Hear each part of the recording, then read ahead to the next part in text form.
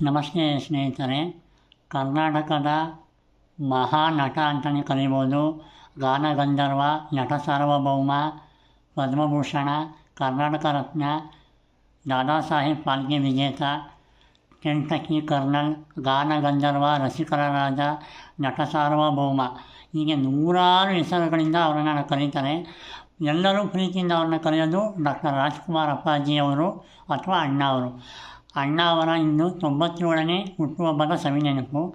ನಮ್ಮ ಜೊತೆ ಇಲ್ಲ ಅಂದರೂ ಕೂಡ ಅವರ ಪಾತ್ರಗಳು ಮತ್ತು ಅವರು ಮಾಡಿದ ಮೋಡಿ ಅಂದರೆ ತಮ್ಮ ಚಿತ್ರಗಳ ಮೂಲಕ ಜನಗಳ ಮೇಲೆ ಮಾಡಿದ ಮೋಡಿ ಯಾವತ್ತಿಗೂ ಕೂಡ ಮರೆಯೋಕ್ಕಾಗಲ್ಲ.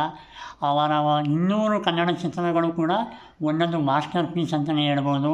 ಮತ್ತು ನಮಗೆ ಡಾಕ್ಟರ್ ರಾಜ್ಕುಮಾರ್ ಸರ್ ಅಂದರೆ ಮೊದಲಿಗೆ ನೆನಪಾಗೋದೇ ಅವರ ನಗುಮುಖ ಮತ್ತು ಅವರ ಸರಳತೆ. ಮತ್ತು ಯಾರೇ ಎದುರುಗಡೆ ಬಂದು ನಿಂತುಕೊಂಡ್ರೂ ಪ್ರೀತಿಯಿಂದ ಮರ್ಯಾದೆ ಕೊಟ್ಟು ಮಾತನಾಡಿಸುವಂಥ ಒಂದು ಸದ್ಗುಣ. ಹಾಗಾಗಿ ಇಂಥ ಒಬ್ಬ ರಾಜಕುಮಾರ ಶತಮಾನಕ್ಕೆ ಒಬ್ಬರೇ ಅಂತಲೇ ಹೇಳ್ಬೋದು, ಕರ್ನಾಟಕಕ್ಕೆ ಒಬ್ಬರೇ ಅಂತಲೇ ಹೇಳ್ಬೋದು.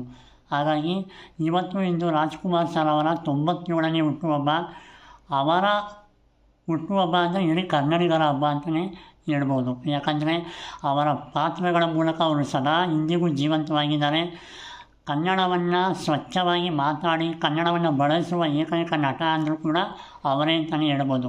ಹಾಗಾಗಿ ಡಾಕ್ಟರ್ ರಾಜ್ಕುಮಾರ್ ಅಪ್ಪಾಜಿಯವರ 97ನೇ ಹುಟ್ಟುಹಬ್ಬ ಇಂದು.